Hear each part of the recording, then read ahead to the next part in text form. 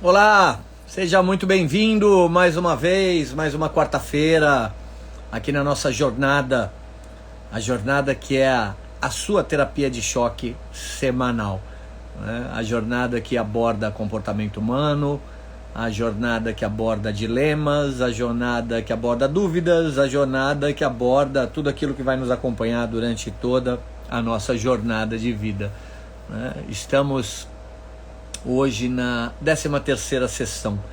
13ª sessão de terapia. Olha só, um monte de gente já aqui chegando.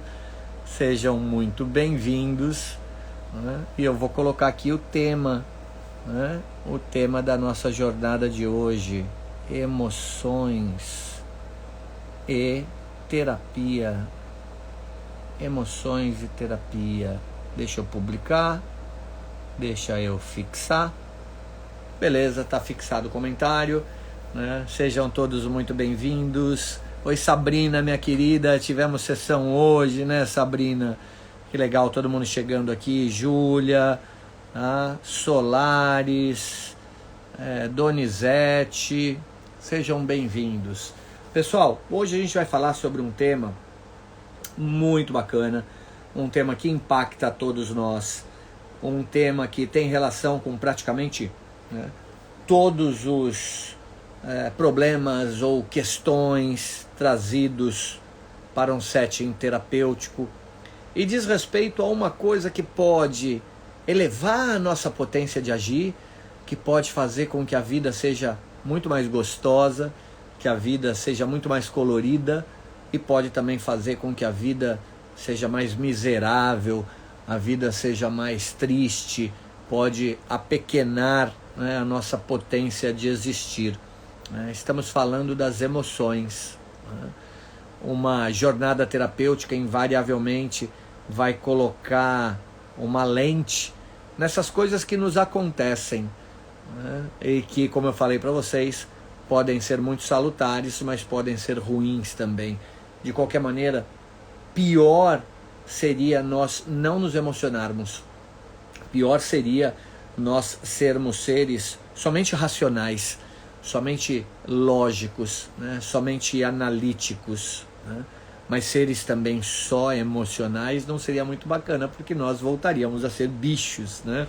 Um bichinho é só emoção, um bichinho é só afeto, né? Um bichinho é só essas coisas que vão nos acontecendo, né? E na filosofia, e vocês não podem esquecer que eu trabalho com filosofia clínica integral e com orientação filosófica.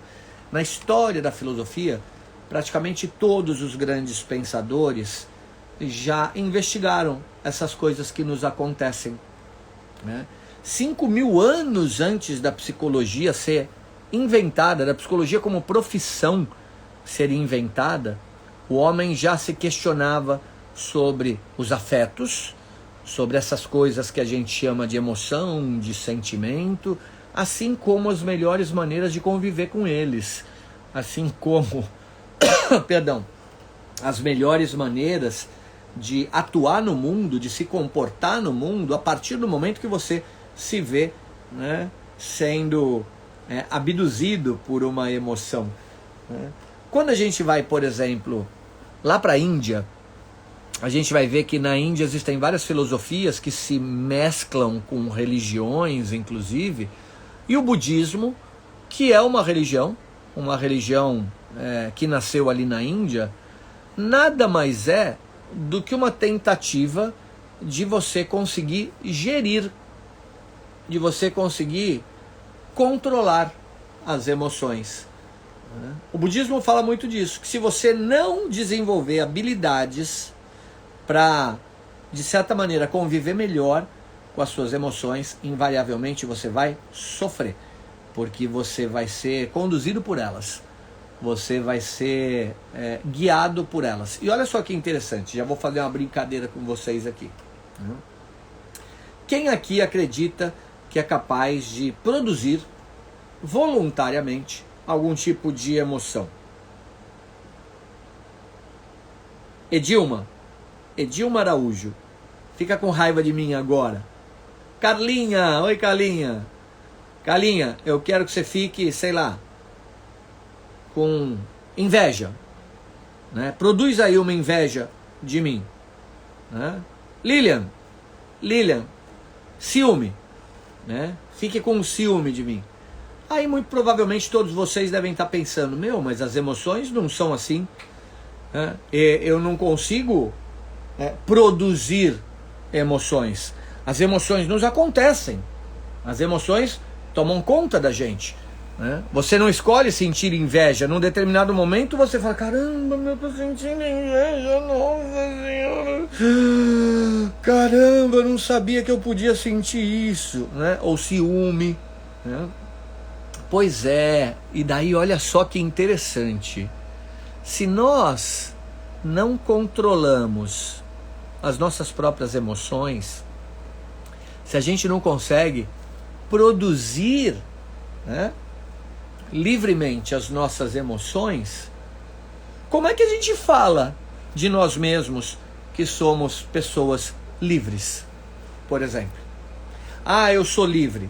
Não, você não pode ser totalmente livre, né? Porque se você fosse totalmente livre, você seria livre para produzir algumas emoções. Mas não.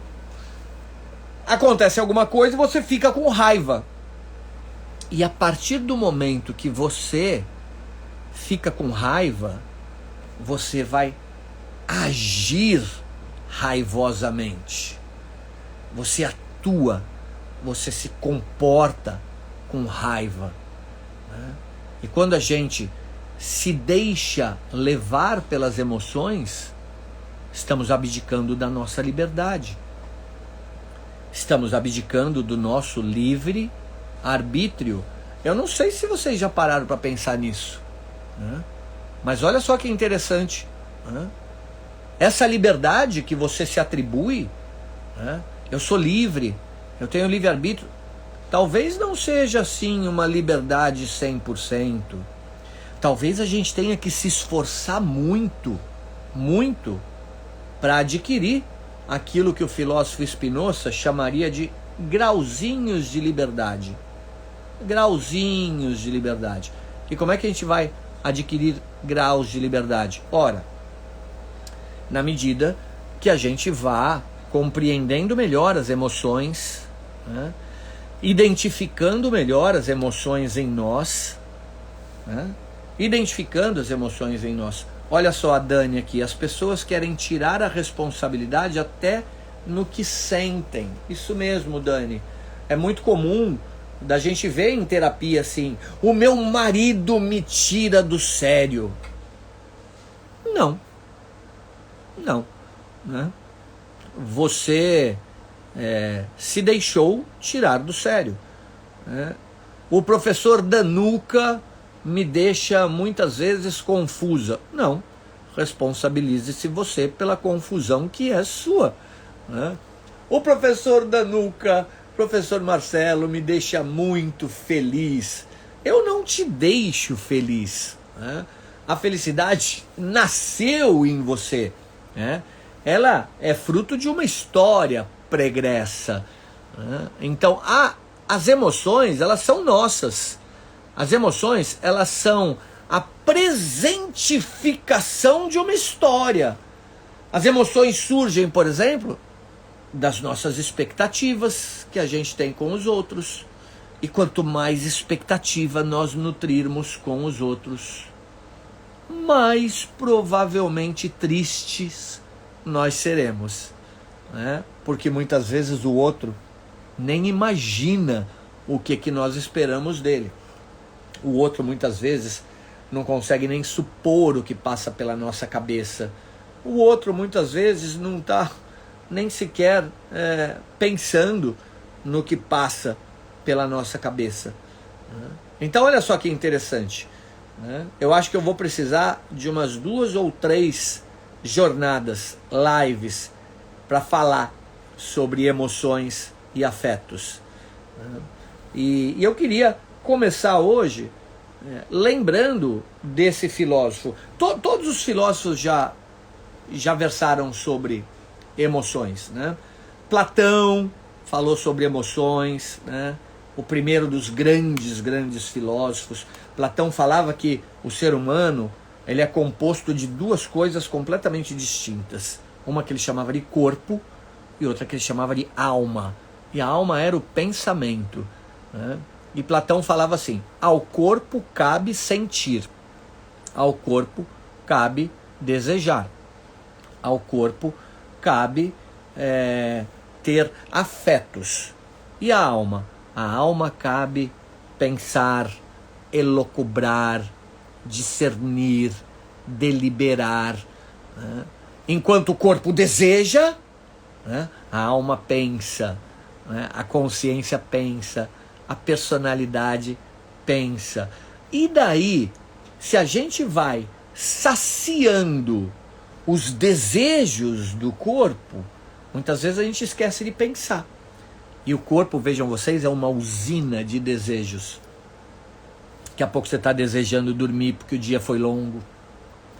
Terminando a live, você vai desejar bater um pratinho legal e quentinho de sopa, ou um bifinho, ou um pãozinho com manteiga, porque o corpo deseja comer, né? Daqui a pouco você pode desejar o abraço carinhoso do cônjuge, daqui a pouco você pode desejar o beijo do filho, e assim o corpo vai de desejo em desejo, desejo em desejo, desejo em desejo. Quem mais vai de desejo em desejo? O corpo de bichos. Só que como os bichos não pensam, os bichos vão de desejo em desejo, né? E se você resolve saciar todos os seus desejos, como por exemplo a Anitta, que fala que é uma mulher empoderada porque satisfaz os seus desejos sexuais, porque não se poda, porque é uma mulher empoderada, né? Eu sou empoderada, por quê? Porque eu me permito ser feliz, né? Eu sou empoderada porque eu me permito ceder, né, a todos os meus desejos. Então a tal da mulher empoderada é uma mulher que se comporta como um bichinho, né? Como uma cadelinha no cio, né? Que vai dando para os cachorrinhos por onde vai passando, né? Ou seja, você está cedendo aos desejos. A mulher empoderada é aquela mulher, assim como o homem empoderado é aquele homem que decide, por intermédio da razão e do pensamento, agir, às vezes, na contramão do próprio desejo. O corpo quer, mas a razão fala, melhor não, né? O corpo se inclina para o quindim, para o bolo, mas a razão fala, melhor não, você está gordinho, né? Você já está com a glicose alta, né? Você quer emagrecer, você quer ficar mais saudável, você vai ter que ter vontade. Na filosofia, a palavra vontade é o oposto de desejo, né? E no senso comum é a mesma coisa. Estou com vontade de chocolate, né? Estou com desejo de chocolate. Filosofia não são sinônimos. Estou com desejo de chocolate e quero resistir ao desejo, então terei que ter força de vontade. A gente fala da força da vontade, né? E não da força de desejo. Terei que ter força de desejo, né? Não, né? Você tem que ter força de vontade para ir contra o desejo. Isso é muito importante.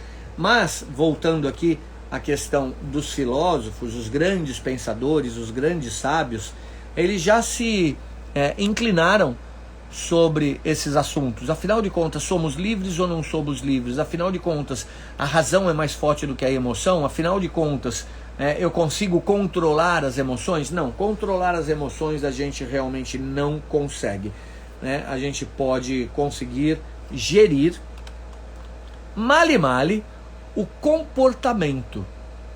O comportamento. Imagine que vocês fazem alguma coisa para mim e eu fico com raiva, né?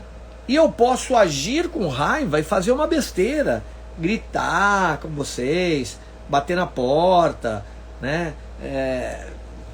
Bater fisicamente, inclusive. Mas se eu tiver um certo equilíbrio, uma certa liberdade deliberativa, uma certa racionalidade que possa gerir a raiva, né, eu posso controlar o meu comportamento. Falar, caramba, minha vontade é de matar, mas é melhor não. É melhor pensar um pouco mais. Aristóteles falava isso, né? Já no seu livro belíssimo, Ética Nicômaco. Não é errado ter raiva, desde que com a pessoa certa, pelo motivo certo, na circunstância certa, na intensidade certa, né? E tudo isso pressupõe o quê? A ação daquilo que a gente chama de razão, a ação daquilo que a gente chama de consciência, a ação daquilo que a gente chama de intelecto, a ação daquilo que a gente chama de lógica, de analítica. Então, Platão falou de emoção e razão, Aristóteles falou de emoção e razão. Santo Tomás de Aquino falou de emoção e razão. Louis Lavelle falou de emoção e razão. René Guénon falou de emoção e razão. A Bíblia fala de emoção e razão. As religiões falam de emoção e razão. O budismo fala de emoção e razão. O taoísmo fala de emoção e de razão. Hoje a gente vai pegar um filósofo, né, chamado Baruch de Spinoza. Olha, Dilma falando, hoje mesmo deu vontade de matar um, não matou, né, Dilma? Não matou, né? Hoje a gente vai pegar um filósofo chamado Baruch de Spinoza. Ele viveu ali pelos idos de 1600, um filósofo holandês, né? Viveu em Amsterdã, né? E ele escreveu algumas coisas bem bacanas, bem legais, né? Sobre ética, sobre a maneira como a gente vai conviver, sobre a maneira como a gente vai conduzir a nossa vida, sobre a maneira como a gente vai conduzir as nossas relações. Aliás, essa palavra relação tem muito a ver com aquilo que Spinoza vai nos apresentar, né? Para Spinoza, a vida da gente nada mais é do que um constante relacionar-se. Olha que bacana, né?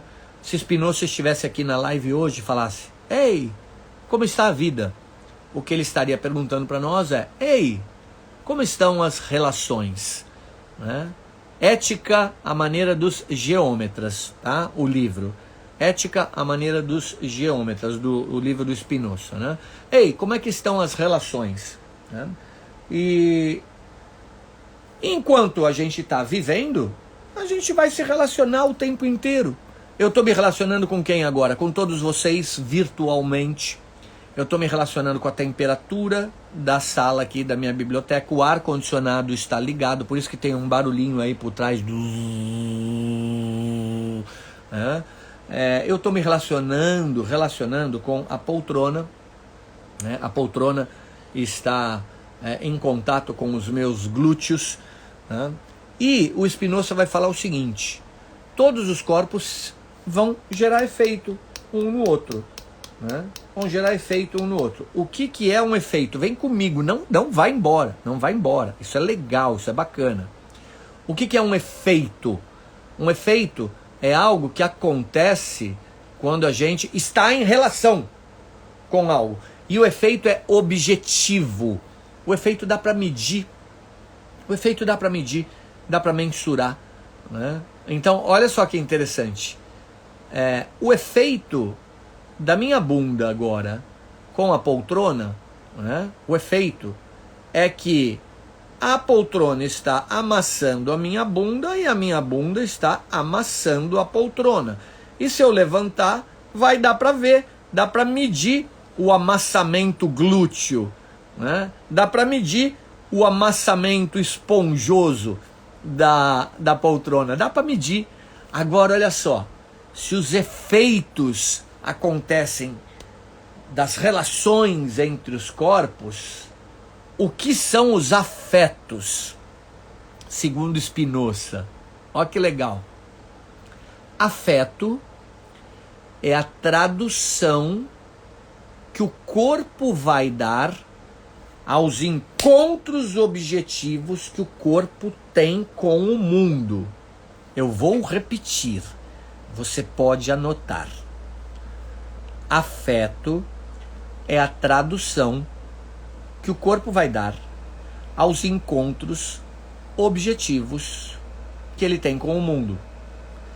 Se o efeito do encontro da bunda com a poltrona é o amassamento glúteo e o amassamento esponjoso da almofada da poltrona, o afeto é a tradução que o meu corpo vai dar. O afeto é o calor que eu estou sentindo agora na minha bunda. Né? Olha só que interessante. Né? E o calor só eu sinto, porque afeto é coisa da gente. Né? O que são afetos? Traduções dos encontros que nós temos com o mundo. Né? Beleza. Calor é afeto. Dor é afeto. Né? Dor é afeto.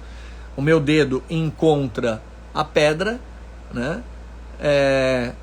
Acontece um choque, a unha vem para trás, a pedra é lascada, esse é o efeito. O afeto é a dor. E só eu estou sentindo. Então, fome é afeto, dor é afeto, cosquinha é afeto, frio é afeto, calor é afeto. Mas sabe o que é afeto também? As emoções. As emoções também são afetos. Raiva, piedade, compaixão, né? Alegria, tristeza, nojo, né? Ciúme, inveja, comiseração, júbilo. Né? Afeto é o que nos afeta, Simone. Afeto é o que nos afeta e não o que gera efeito em nós. O que gera efeito em nós é o mundo, né? Mas esse efeito vai ser traduzido pelos afetos. Né? Frustração é um afeto. Né? Frustração é um afeto, Sabrina. Né? Então os afetos são coisas muito da gente. Os afetos são coisas nossas. Né? Os afetos nos acontecem. Né? Os afetos, eles são traduções que o corpo vai dar para esses encontros. Né? E essas traduções, elas não estão, na maioria das vezes, sob nosso controle. Então, vocês estão aqui, né? Essa live vai gerar um efeito, que é um efeito, por exemplo, intelectual. Essa jornada, essa sessão de terapia, é um efeito intelectual. A gente pode fazer uma prova. Fala, diga aí para mim, o que Spinoza falava a respeito dos encontros com o mundo? O que é afeto para Spinoza? Né? O que é emoção? Aí a gente vai lá e faz a prova e mensura. Isso é efeito. Mas a alegria de você estar aqui comigo é afeto. Mas a confusão de você estar aqui comigo é afeto. Agora olha que doideira. Vamos juntar isso para terapia. Vamos juntar isso para terapia. Mas deixa eu beber um gole de refrigerante aqui. Olha só que interessante. Se o afeto é a tradução que o corpo dá aos encontros que o corpo tem com o mundo, não. Quantos encontros eu estou tendo agora? Vários encontros. Eu estou tendo um encontro com a cadeira, com a poltrona. Né? E o afeto? O afeto é o calor na bunda. Então já tem um calorzinho na minha bunda. Eu estou tendo um encontro com vocês.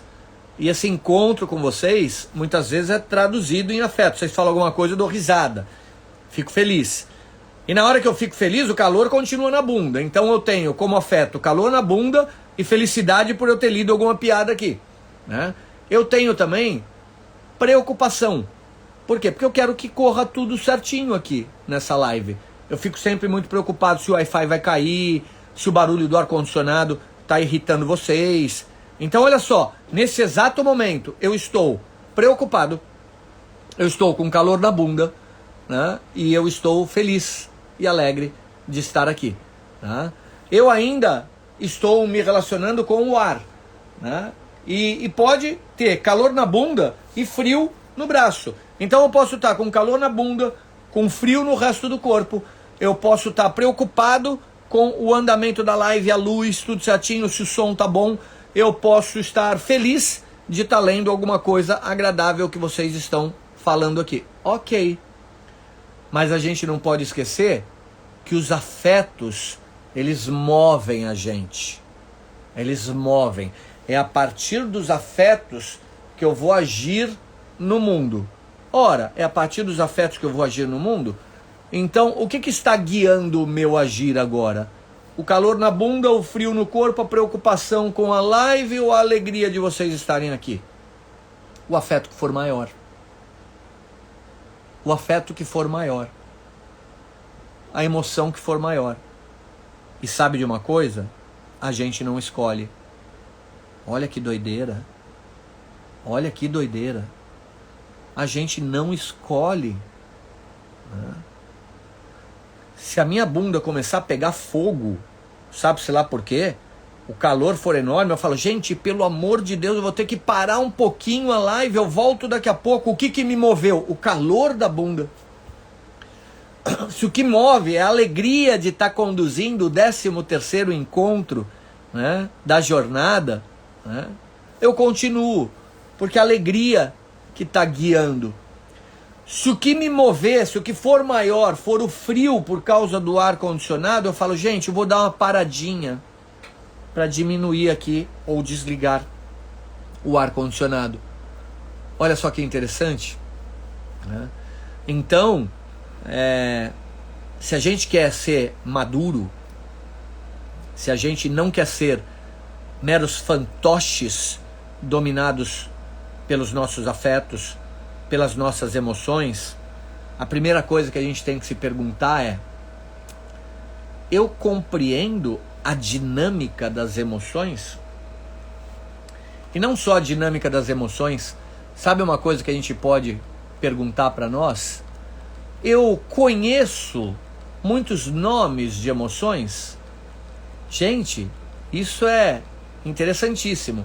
Vocês sabem que muitas pessoas têm uma restrição vocabular para as emoções? Conhecem pouquíssimas emoções. Muito poucas emoções. Sabe por quê? Porque leem pouco. Leram pouca poesia. Leram pouca literatura. Literatura boa. Literatura clássica. Né? Leram pouco. Então, o vocabulário afetivo é restrito.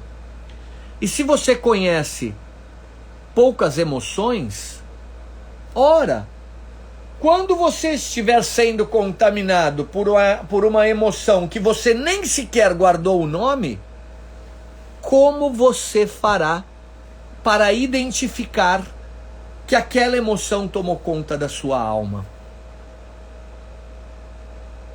E se você não identificar, como é que você vai escolher racionalmente o melhor comportamento para uma dada emoção? Gente, isso é extremamente profundo. Extremamente profundo. Vou fazer um convite para vocês aí agora. Por favor, participem. Digitem agora nomes de emoções. Vamos lá. Nomes de emoções. Por favor. Vamos participar. Vamos ver quantas emoções diferentes surgem aqui. Vamos lá. Nomes de emoções. Não surgiu nada ainda. Vocês estão desemocionados. Bora. Nenhuma, gente. Estou eufórica. Euforia. Raiva. Alegria. Medo. Raiva. Ternura. Bacana. Raiva. Medo, raiva, alegria. Alegria. Raiva, alegria, felicidade, inveja, frustração, alegria. Olha que tristeza, olha que interessante. Olha que interessante, gente. Animação, compaixão. O que surge de prima são as emoções básicas. O que são as emoções básicas?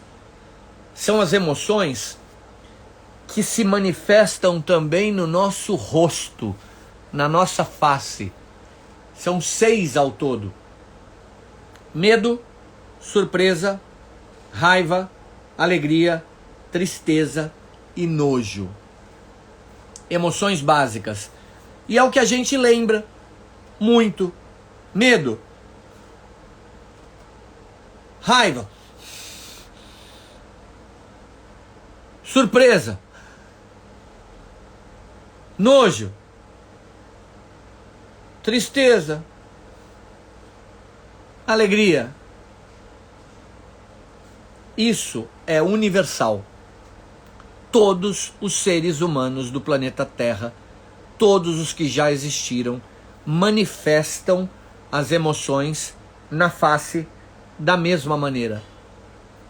Spinoza chamava de emoções externas, afetos externos. Eles se externalizam muito fácil. Agora, qual seria a expressão da compaixão que alguém falou aqui?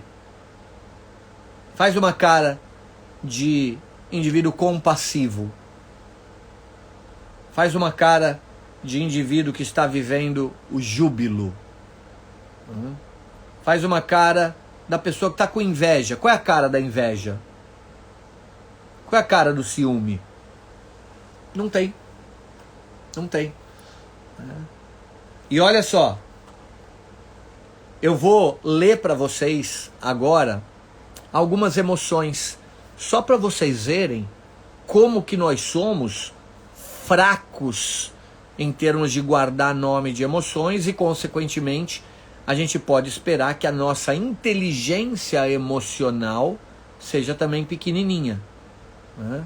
Porque o nosso vocabulário afetivo é pobre e muito provavelmente porque a nossa leitura poética, a nossa leitura de literatura elevada também é pobre e o nosso imaginário fica mais restrito. E quando o nosso imaginário fica mais restrito, a gente fica mais vulnerável ao controle das emoções, podando em nós a liberdade. Olha lá. Agressividade, afetividade, aflição, alegria, altruísmo, ambivalência, amizade, amor, angústia, ansiedade, antipatia, apatia, arrependimento, autopiedade, bondade, carinho, compaixão, confusão, ciúme, constrangimento, coragem, culpa, curiosidade, contentamento, depressão, desapontamento, deslumbramento, dó, decepção, dúvida, egoísmo, empatia, esperança, euforia, entusiasmo e fanatismo, felicidade, frieza, frustração, gratidão, gula, histeria, hostilidade, humor, humildade, humilhação, incômodo, inspiração, interesse, indecisão, inveja, ira, isolamento, luxúria, mágoa, mau humor, medo, melancolia, nojo, nostalgia, ódio, orgulho, paixão e paciência, pânico, pena, piedade, prazer, preguiça, preocupação, raiva, remorso, repugnância, resignação, saudade, simpatia, soberba, sofrimento, solidão, surpresa, susto, tédio, timidez, tristeza, vergonha. Isso para falar algumas. E na hora de escrever, a gente lembra de poucas. Se a gente lembra de poucas, na hora que a gente está sentindo, provavelmente você não vai conseguir identificar nem sequer o nome daquilo que tomou conta de você. Nem o nome. Só que você vai agir. E na maioria das vezes, quando a gente age sem dar nome para aquilo que a gente está sentindo, a gente age por impulso. E a gente age cegamente. A gente age cegamente. E na medida que a gente age cegamente, a probabilidade da gente fazer caca, merda, é enorme. E sabe o que vai acontecer? Sabe o que vai acontecer? Você vai perceber que você fez merda lá na frente. Mas ainda assim, vai ter uma resistência enorme, né, para tentar corrigir. Sabe o que a razão vai fazer? A razão, depois que a gente faz merda, sendo movido pelas emoções, pelos afetos, a razão vai desesperadamente buscar, tá, uma justificativa racional. A razão, para pessoas imaturas, ela é a lacaia, ela é a escrava das emoções. A razão vem depois, sempre depois, desesperada para justificar. Você fez uma merda, você tratou mal o teu marido, você tratou mal o chefe, você brigou com o filho, você deu piti, né? E daí, depois que passou o chilique, aí você fala, mas ele também, mas ele fez isso, mas ela fez aquilo, mas ele mereceu, né? E daí a gente começa a buscar, né, desculpas por intermédio da razão. Grande parte do trabalho de um psicólogo, de um psicoterapeuta, de um filósofo clínico é trabalhar em clínica essas autossabotagens que a gente faz conosco mesmo, de tentar justificar o injustificável, né? De tentar racionalizar aquilo que na realidade não deveria estar sendo racionalizado. Você deveria olhar e falar, ainda sou imaturo, ainda não consigo gerir os meus afetos, ainda nem sequer consigo dar nome para os afetos. E Spinoza vai mais além. Olha só, Marcelo, quando a emoção é estudada, ponderada, meditada, avaliada, ela vira um sentimento. Isso. Que bacana, que bom que você lembrou. Eu acho que eu não ia lembrar de falar isso. A diferença entre uma emoção e um sentimento é que o sentimento já é a emoção meio que racionalizada, né? Porque emoção por emoção, um bicho sente. Um cachorro sente raiva, mas ele não sabe que ele está sentindo raiva. Então, o que o cachorro tem não é sentimento, é emoção. Quando você para e se dá conta e fala, meu Deus, sabe o que eu estou sentindo? Eu estou com inveja da minha amiga. Ai, eu não sabia que eu era capaz de sentir isso, a inveja. Muitas vezes as pessoas fogem disso. É duro você perceber que você sente inveja, ciúme, ódio, né? Que você está sentindo preguiça. Na medida que você começa a dar nome para os afetos, já melhora muito, né, a tua capacidade de lidar com eles. Porque agora você sabe com quem você está lidando. Estou com raiva. O que fazer? Estou com ciúme. O que fazer? Chilique ou...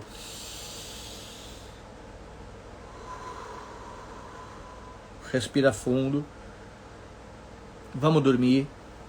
E amanhã eu converso na boa com o maridão, com a esposa. Falo, então, ontem eu tive um sentimento ruim, desagradável, né? Queria dividir com você, ver o que a gente pode fazer. Opa, né?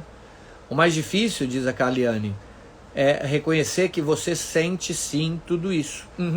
É muito difícil, né? Mas é prática. É prática. É um trabalho que pode virar hábito, né? Pode virar hábito. Voltando ao Spinoza, olha só que legal, né? Ele falava o seguinte: os afetos são múltiplos, todos esse aí que o Danuka leu, né? E muito mais que não estão aqui, né? Mas a gente pode dividi-los em um compartimento de afetos alegres e um outro compartimento de afetos tristes, né? Então tudo isso que eu falei, afetos, emoções, sentimentos, alguns são alegres, outros são tristes. Aí, como a gente está lidando com filósofos e filósofos não dão ponto sem nó, né? A gente tem que se perguntar, mas o que é alegria para Spinoza? E o que é tristeza para Spinoza? E daí Spinoza vai falar assim: alegria é a passagem para um estado mais perfeito e mais potente do teu próprio ser.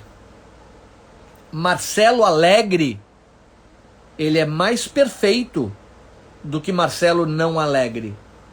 E se ele é mais perfeito, se ele tem mais energia, a live da jornada vai ser mais legal, vai ser melhor, vai ser mais perfeita. Marcelo triste, e vocês já me viram triste aqui, né? O que é a tristeza? É a passagem para um estado menos perfeito e, consequentemente, menos potente do meu próprio ser, né? Menos perfeito e menos potente do meu próprio ser, né? Quando você está alegre, você sabe, você tem mais energia, tem mais de você em você. Você sabe que quando eu estou alegre, a entrega é melhor. Tem mais de Marcelo, tem mais de Danuka em Danuka. Marcelo Danukalov. Tem mais de Danukalov hoje. Por quê? Porque o cara tá muito feliz. Danuka tá triste. Tem menos de Danuka em Danuka. Danuka não vai entregar uma coisa lá muito legal. Danuka está mais distante da sua perfeição. E olha que coisa linda, gente. Isso é lindo. Quanto mais perfeito eu sou, mais energia eu tenho. Eu estou indo na direção de quem? Eu estou indo na direção de Deus. Porque Deus é a suma potência. Porque Deus é a onipotência. E quanto mais energia, maior a potência.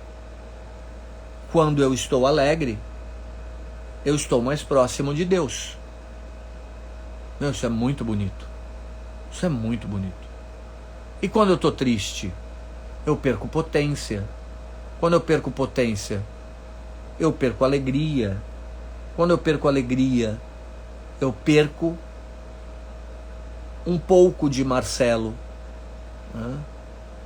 Eu perco perfeição de Marcelo. Perco perfeição de Marcelo. E se a alegria é no sentido de Deus, a tristeza, que é perda de potência, é no sentido da morte. Porque o que é a morte? Se não, pelo menos no nível físico, a ausência total de energia. Danuka morreu. Não tem mais live. Não tem mais perfeição. Não tem mais, acabou. Não existe mais energia. E olha só, se a tristeza é a perda de energia, a perda de potência, a perda de perfeição, se eu tenho, por exemplo, 2 unidades de alegria e perco 2, eu morri e acabou. Mas se eu tenho 4 unidades de energia e perco 2, sobra 2. Eu ainda estou vivo, mas eu morri em vida. A tristeza é a morte em vida. A tristeza é a morte em vida. E todo mundo que já sentiu tristeza sabe do que eu estou falando, né? A tristeza é a morte em vida. E a verdade é que muitos de nós, às vezes, abaixamos a guarda para a tristeza muito facilmente. Você está num bar dando risada, feliz, sabe, radiante, depois de 3 anos, 4 anos de dores, de decepções, de privações, sabe, de angústia, de falta de emprego, né? E tá tudo bem, e tá tudo legal, né? e os amigos estão rindo, e você está sorrindo, e um futuro maravilhoso se descortina, e daí alguma coisinha pequena passa pela tua cabeça, alguma coisinha pequena, e aquilo te brocha, e aquilo te despotencializa, né? E você abaixa a guarda para a tristeza, e aquela tristeza te contamina por 2, 3, 4, 5 dias, e contamina todo mundo que está do teu lado, né?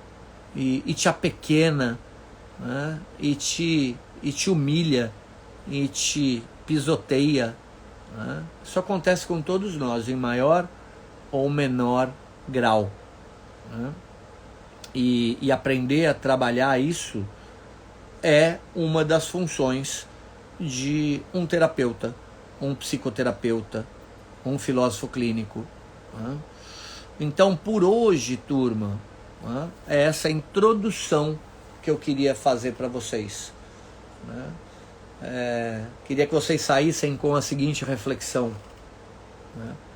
Eu, por acaso, né, domino um número grande de emoções, pelo menos o nome delas. Eu lido bem com as minhas emoções, né? As minhas emoções contaminam a minha família, apequenam a minha família, né? Destroem a minha família, né? Eu tenho morrido em vida, eu tenho baixado a guarda recorrentemente para a felicidade e para a alegria, e estou me deixando ser vítima da tristeza. Tudo isso são coisas bacanas.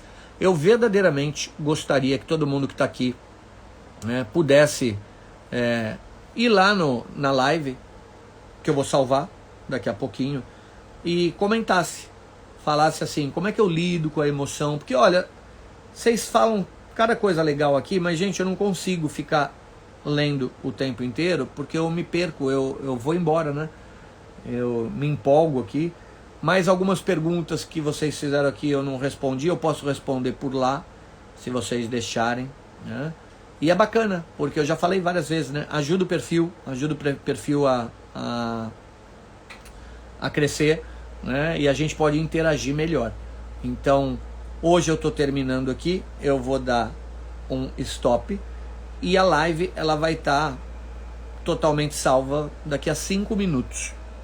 Se vocês puderem entrar no Instagram, tá? E deixar um comentário, fazer uma pergunta, falar sobre isso, propor inclusive temas para a nossa jornada, eu vou agradecer imensamente, tá bom?